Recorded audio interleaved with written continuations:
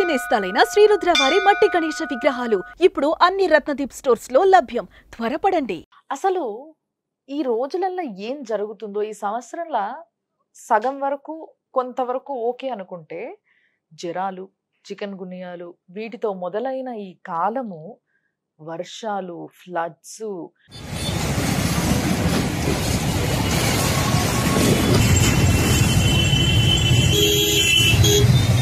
అంటే అటు విజయవాడ, ఖమ్మము, వాయనాడు అసలు ఎక్కడ కాదు ఏంది ఇవన్నీ చాలనట్టు మళ్ళీ కోల్కతాలో ఓ పెద్ద ఇష్యూ, ఒక స్త్రీ పైన జరిగిన విధ్వంసం. అది అసలు అసలు చిచి చిచి అసలు తలుచుకుంటేనే చాలా దరిద్రంగా అనిపిస్తుంది. ఇలాంటివన్నీ ఎందుకు జరుగుతున్నాయి మన దగ్గర? స్త్రీని, ప్రకృతిని సమానంగా చూసే భారతీయులకి ఇలాంటి ఒక కష్టమైన కాలం ఎందుకు వచ్చింది? అందుకే ఈరోజు మన స్టూడియోకి నేను పిలిచేశాను గురువు గారు అయ్యప్ప శ్రీకృష్ణ సుధి గారు, ప్రముఖ ఆధ్యాత్మవేత్త. అంతేకాకుండా ఆయన గురించి మీ అందరికీ బాగా తెలుసు. చాలా పెద్ద పెద్ద వారికి స్పష్టంగా షార్ట్గా జాతకం చెప్పగలిగే శక్తి, ఆస్ట్రాలజీ పవర్ ఆయన చేతిలో ఉంది. సో ఆయన్నే అడిగి తెలుసుకుందాం అసలు ఇలాంటి ప్రకృతి వైపరీత్యాలు మన దగ్గర ఎందుకు చోటు చేసుకుంటున్నాయి అన్న విషయం పైన నేను డిస్కస్ చేయబోతున్నాను. గురువుగారు నమస్తే. నమస్కారం అండి. గురువుగారు, అసలు నిజంగా తలుచుకుంటేనే భయంకరంగా ఉంది. అంటే ఒకటి తర్వాత ఒకటి జరుగుతూనే ఉన్నాయి మన దేశంలో. సో ఇది ఎందుకంటారు? అసలు ఏం జరిగిందంటారు? ఈ ఫ్లడ్స్ ఏంటి అసలు? మన తెలుగు సంవత్సర ప్రకారం ఇది క్రోధినామ సంవత్సరం. అవును. క్రోధి అంటేనే ఒక రకమైనటువంటి ఎండ్లెస్, లేదంటే ఒక బాగా ఎక్కువ అయినటువంటి శక్తి అని అనుకోవచ్చు. ఓకే. అది శుభప్రమైనది కాదు, కొంచెం నెగిటివ్ ఎనర్జీ అనుకోవచ్చు. ఓకే. అలానే ఈ సంవత్సరానికి అధిపతి కుజుడు, శని. ఎప్పుడైతే స్వార్థపరులైనటువంటి లేకుంటే ఒక రకమైన అగ్రెసివ్ నేచర్ ఉన్నటువంటి కుజు శనుల చేతిలో అధికారం ఉండేసరికి వాళ్ళ యొక్క పరిపాలన స్వార్థపూరితంగాను, లేకుంటే వచ్చేసి జనాలను పట్టించుకోకుండా వాళ్ళ యొక్క స్వప్రయోజనాలే ప్రాధాన్యంగా జరిగేటువంటి పరిపాలన. గ్రహస్థితిని గమనించుకున్నట్లయితే దీర్ఘకాలికంగా ఒక రాశిలో ఉండే గ్రహాలు శని 2.5 సంవత్సరాలు కుంభరాశిలో చివరి భాగాల్లోకి వచ్చాడు. శతభిష నక్షత్రం, పూర్వభద్ర నక్షత్రాల్లో ఈ సంవత్సరం సంచారం చేస్తాడు. అలానే వచ్చేసి రాహు మీన రాశిలో, గురుడు వృషభ రాశిలో. వృషభ రాశి ఒక రకంగా గురు సంచారం వలన అధిక వర్షపాతాన్ని కలిగించేటువంటి యోగం. అయితే ఇక్కడ ప్రస్తుత సంఘటనలు కనుక గమనించుకున్నట్లయితే కుజుడు తర్వాత వచ్చేసేసి గురుడు 26వ తారీఖు వరకు, కొన్ని పంచాంగాలు 24వ తారీఖు వరకు కలిసి ఉన్నారు వృషభ రాశిలో. ఓకే. ఎప్పుడైతే వృషభంలోంచి మిథునంలో కుజుడు మారాడో, వృషభంలో వచ్చేసి చంద్రుడు, గురుడు, మిథునంలో కుజుడు, కర్కాటకంలో బుధుడు, సింహంలో రవి, కన్యలో శుక్రుడు నీచలు. ఈ విధమైనటువంటి ఒక రకమైనటువంటి 5 రాశుల్లో వరుసగా గ్రహాలు ఏర్పడ్డాయి. ఒక దండలాగా మాలికా యోగం అంట. అలానే వచ్చేసి కేతువు, శుక్రుడు కలిశారు. శని వచ్చేసి రవికి వ్యతిరేక్తమైన స్థానంలో, అంటే శని దృష్టి రవి మీద, రవి దృష్టి శని మీద, ఇద్దరు 180 degrees డిస్టెన్స్ లో. అంటే మీరు ఇట్లా చెప్తుంటేనే ఫస్ట్ కొంచెం భయం వేస్తుంది. నాకు తెలియని దానికే నాకు భయం వేస్తుంది మీరు ఇట్లా చెప్తుంటే. అంటే ఇంకొంచెం తెలుసుకునే ప్రయత్నం చేస్తే, అంటే ఏ యొక్క గ్రహం ఎఫెక్ట్ దేనిపైన ఎట్లుంటది, అంటే ఈ ప్రకృతి వైపరీత్యాలకి వీటిని కనెక్ట్ చేస్తూ మాట్లాడితే మీరు చెప్పేది ఏంటి? ఇప్పుడు ప్రకృతి వైపరీత్యాల పరంగానే నేను మాట్లాడుతున్నది. శని వాయుతత్వ రాశిలో ఉన్నాడు. శని స్వభావం వాయుతత్వ స్వభావం. ఒక తుఫాన్ రావాలంటే వాయుగుండంతోనే ప్రారంభం అవుతుంది. మనం మామూలుగా తుఫాను అల్పపీడనం ఏర్పడి దాన్ని వాయుగుండంగా మారి అది తుఫానుగా మారి జనాల మీదకి విరుచుకుపడుతుంది. ఈ తుఫాన్లు అనేవి వచ్చేటప్పుడు ఖచ్చితంగా వాయుగుండంతో వచ్చేటువంటి ప్రమాదం శని కారకంలోనూ, శని వాయుతత్వ గ్రహాల ప్రేరకత్వంతోనే ఏర్పడుతుంది. అలానే అగ్నితత్వ స్వభావం కుజుడిది. అంటే ఎప్పుడైతే ఒక బాగా వేడితో ఏర్పడినటువంటి వాతావరణం ఉందో అది అల్పపీడనాన్ని క్రియేట్ చేస్తుంది. అల్పపీడనం ఏర్పడినప్పుడు కుజుడు శని ఇద్దరి యొక్క కేంద్ర స్థితి కానివ్వండి, కేంద్ర వేధ కానివ్వండి, ఇలాంటి తుఫాన్లకు కారణమవుతుంది.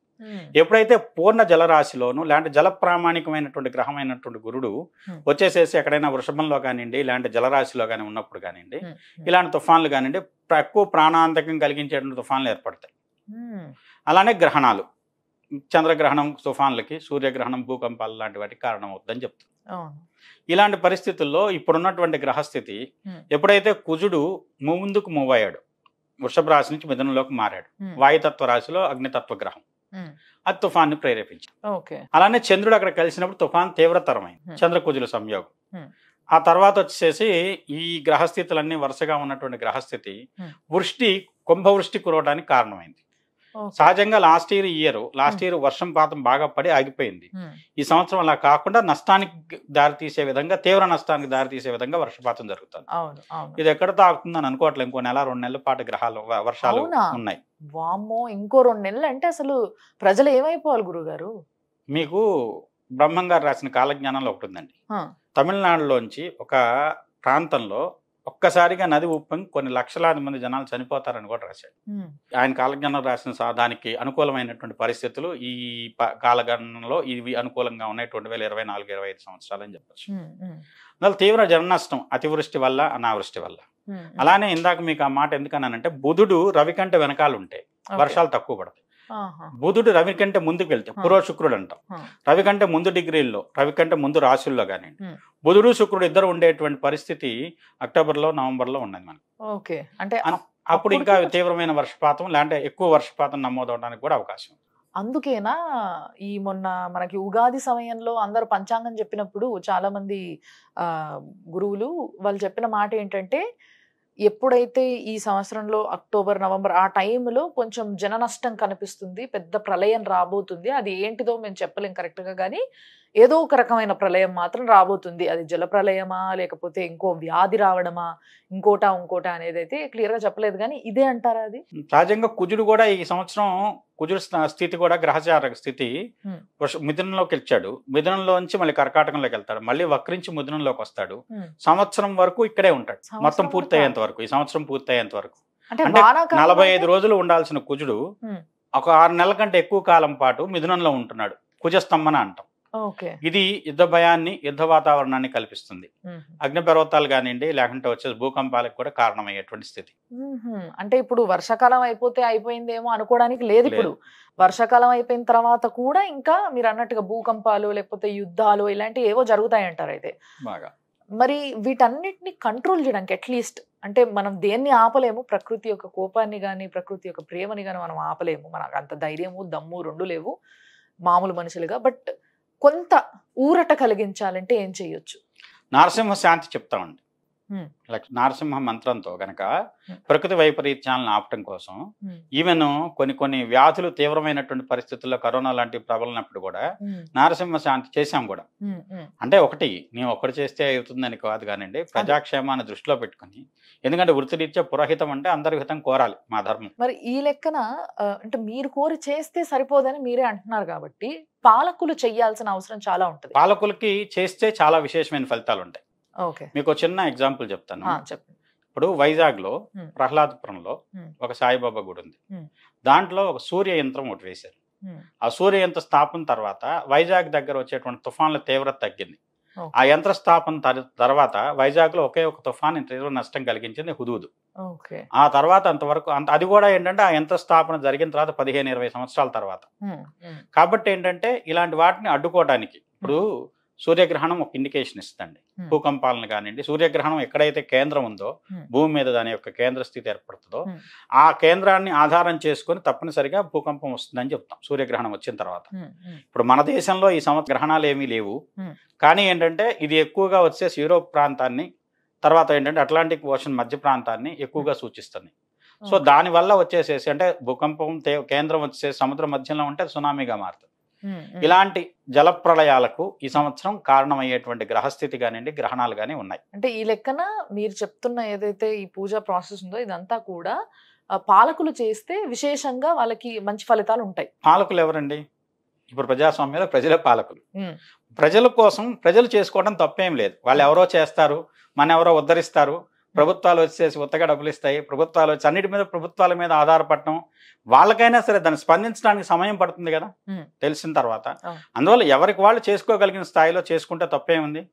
హైదరాబాద్ ప్రాంతం బోనాలు వస్తే ఎంత ఉత్సవంగా అందరూ పాల్గొని చేసుకుంటున్నారు. ప్రభుత్వం పాల్గొంటేనే జరుగుతుంది.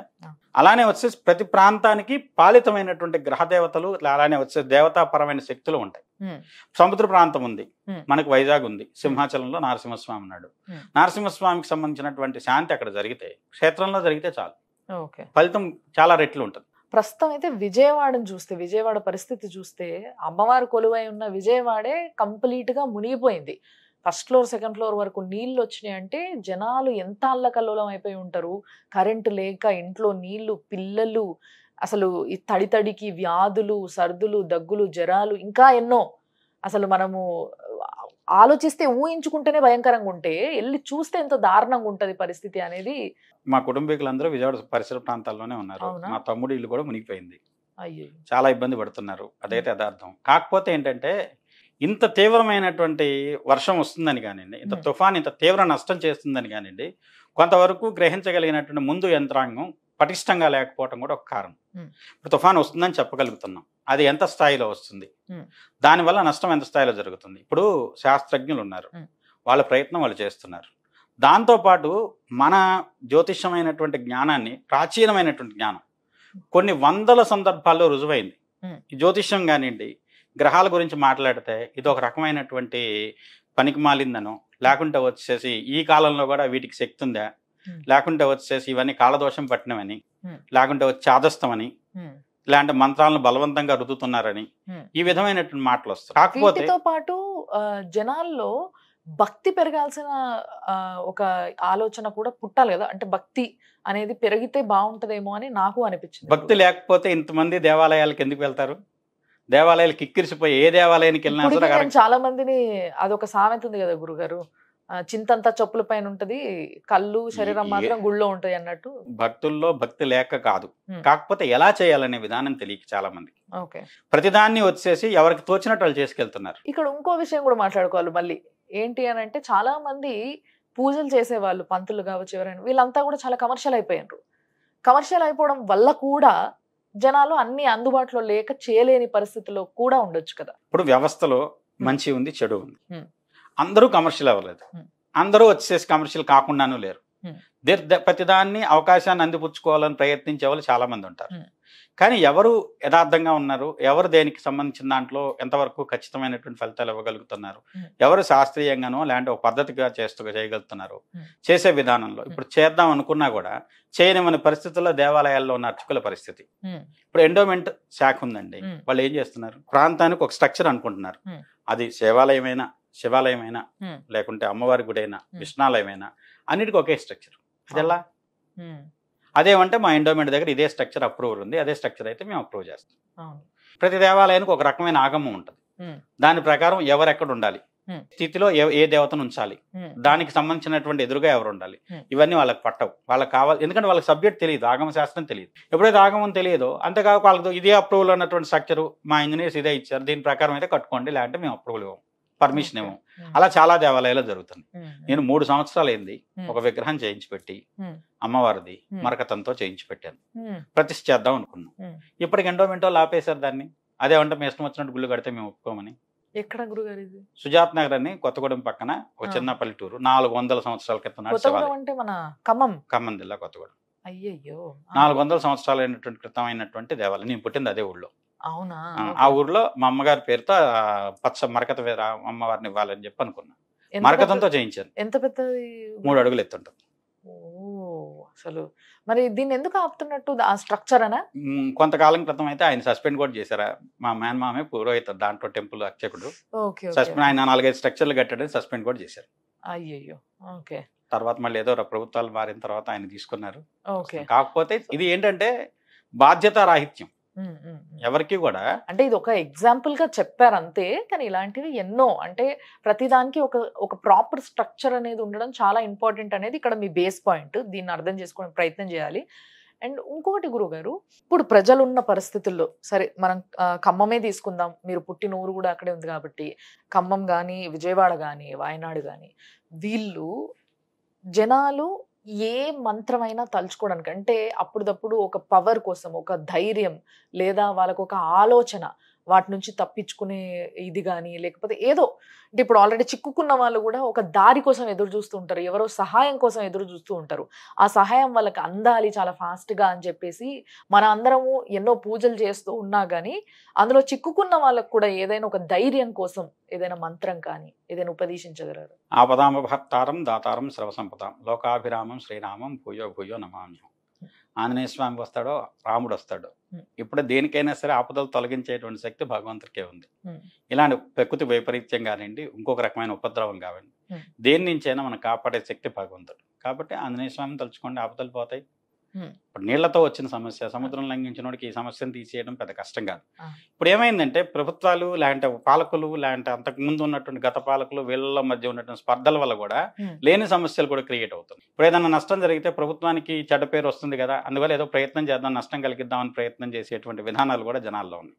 ఆలోచన విధానం ఇప్పుడు ఎందుకంటే నష్టం ప్రకృతి మూలకంగా జరిగిన నష్టం కంటే మనిషి ఆలోచనల్లో ఉండేటువంటి విపరీతాల వల్ల నష్టం ఎక్కువ జరుగుతుంది. ఇది 100% కరెక్ట్. చాలా మంది పెద్దలు చెప్పే మాట ఇదే, ఏంటంటే మనిషి యొక్క ఆలోచన విధానం, బ్రతికే తీరు, మనం ప్రకృతికి చేస్తున్న చేటు, ఇవన్నీ కలిపే మనకి ఈ రోజు ప్రళయాల రూపంలో మనం ఇదికొచ్చి పడుతున్నాయి అనే మాట నేను చాలాసార్లు విన్నా. సో ఎలాంటి పనుల వల్ల ఈ రోజు ఇలాంటి పరిస్థితుల్లో మన దేశం ఉంది, మనం ఉన్నాం అంటారు మీరు? అంతకుముందు ఒక నీళ్లు వెళ్ళడానికి ఒక చెరువులో, వాగులో, వంకలో ఉండేవి. అవన్నీ ఆక్రమించి కట్టుకుంటూ వెళ్ళాం. కట్టిన తర్వాత ఇప్పుడు ఇంత పెద్ద వర్షం పడి నీళ్ళు వెళ్ళటానికి దారేది, దాని దారిలో అది వెళ్ళాలి కదా. అది దారి లేకేమంతా రోడ్ల మీద పడి ప్రవహిస్తున్నాయి నీళ్లు. రోడ్ ఒక దారిలాగా ఉంది, మనం వెళ్తున్నాం, మన దారిని అవి కూడా వస్తున్నాయి. పంచభూతాలని మనం కంట్రోల్ చేద్దాం అనుకుంటే అవి ఒక పరిస్థితి దాటిన తర్వాత అవి విజృంభిస్తే ఎంత తీవ్రమైన నష్టం జరుగుతుంది అనడానికి ఇది ఒక ఉదాహరణ. విజయవాడ కానివ్వండి, వాయనాడు కానివ్వండి, లేదంటే వచ్చేసి మీకు ఇప్పుడు ఖమ్మం జిల్లాలో జరుగుతున్న ఉపద్రవాలు, జలవత్సవం. చాలా మంది గమనించండి, ప్లాస్టిక్ కవర్ల వల్ల డ్రైనేజ్లన్నీ ఆగిపోయి ఎంత నష్టం జరుగుతుంది. బ్లాక్ అయిపోయి డ్రైనేజ్లన్నీ, ప్లాస్టిక్ కవరు డ్రైనేజ్ లో పడితే అది మొత్తం డ్రైనేజీ ఆపేసేసి తద్వారా ఫ్లడ్ అంతా పేరుకుపోయి డ్రైనేజ్ నుంచి కొట్టేయడానికి దానికి సాధ్యపడక పొంగి అదంతా వచ్చేసి ఇళ్ల మీదకి వచ్చేసే పరిస్థితుల్లో ఎన్ని వేల సంవత్సరాలు ఒక ప్లాస్టిక్ కవర్ ని కరిగించగలుగుతుంది అనేది ఒకసారి ఆలోచించాలా. కాబట్టి వీటన్నిటిని కొంచెం ఇప్పటికైనా ఆలోచించంటే, మనం ఒక సేఫ్ ప్లేస్ లో ఉన్నాం, మనం బాగున్నాం, మనం కూర్చొని మాట్లాడుకుంటున్నాం కదా సరిపోద్ది అని అనుకుంటే మాత్రం రేపటి రోజు ఆ ప్రళయం మన పైన కూడా పడుతుంది, డౌట్ లేకుండా. కానీ ప్రతి ఒక్కరు ఈ రోజు చేసే పని రేపటి రోజు మన ఫ్యూచర్ ని రాసి పెడుతుంది అంటే తప్పకుండా దీన్ని నమ్మాల్సిన టైం అట్లీస్ట్ ఇప్పటికైనా వచ్చింది. కాబట్టి నిజంగా గురుగారు చెప్పినట్టు ప్లాస్టికే కావచ్చు, కొన్ని కట్టడాలు అంటే కుంట అని కొన్ని ప్లేస్లు ఉంటాయి, లేకపోతే ఇప్పుడు పేర్లలోనే ఉన్నాయి కదా చాలా పేర్లు, కుంట అనే పేరుతో, చెరువు అనే పేరుతో కొన్ని ఊర్ల పేర్లు ఉన్నాయి. ఇవి అవి అని చెప్పడం ఇష్టం లేదు నాకు. ఆ పేర్లలో ఉన్న కొన్ని ప్రాంతాలన్నీ కూడా ఏంటంటే చెరువులు, కుంటలు, వీటన్నిటిలోనే ఇల్లులు కట్టేసిండ్రు. సో వాటికి నీళ్ళకంటూ అసలు భూమి పైన ఎక్కువ భూభాగంలో ఉండేదే వాటర్. దాని ఉన్న ప్రాంతాన ఎక్కడైతే ఉందో వాటన్నిటిని కూడా ఆక్రమించుకుంటూ మనం ఇల్లు కట్టుకుంటే, ఆక్రమించుకుంటూ మనం కన్స్ట్రక్షన్స్ చేసుకొని ఇట్లాంటివి ఏవో ఒకటి చేస్తూ ఉంటే ఆబ్వియస్లీ వాటి జాగాని అది డిమాండ్ చేస్తుంది కదా డెఫినెట్గా. సో నిజంగా మీరు చెప్పిన దాంట్లో అక్షరాల నిజమైన పాయింట్ ఉంది. కాబట్టి దయచేసి ప్రతి ఒక్కరికి నేను కూడా మొక్కుంటున్నా, మీరందరూ కూడా ప్రే చేయండి. మీరందరూ కూడా గురుగారు మీరు కూడా మన జనాలందరికీ, ముఖ్యంగా మీరు పుట్టిన ఊరితో సహా విజయవాడ, వాయనాడు ఇట్లాంటివి ఇంకా ఎక్కడొచ్చే అవకాశాలు ఉన్నాయో అక్కడంతా కూడా జనాలు బాగుండాలి, ఎవరికి ఏమి జరగదంటే ప్రాణ నష్టం జరగకుండా ఉండాలి, వాళ్ళందరికీ త్వరగా సహాయం అందాలి. సహాయం చెయ్యాలనుకుంటే కూడా అంత ఈజీ కాదు ఇలాంటి పరిస్థితుల్లో, బట్ వాళ్ళందరికీ సహాయం అందాలని కోరుకుంటూ మనం అందరము కూడా ఒక్కసారి గట్టిగా దేవుణ్ణి ప్రార్థిద్దాము. అండ్ ఎవరైనా చూడగలిగితే, ఎవరికైనా తెలవగలిగితే ఆంజనేయ స్వామిని గట్టిగా తలుచుకోండి అబ్బా, తప్పకుండా మీకు సహాయం దొరుకుతుంది, తప్పకుండా ఆయన మిమ్మల్ని కాపాడుతాడు అనే నమ్మకం ఉంచండి, తప్పకుండా అంత మంచి జరుగుతుంది. థ్యాంక్ యూ గురుగారు. నమస్కారం.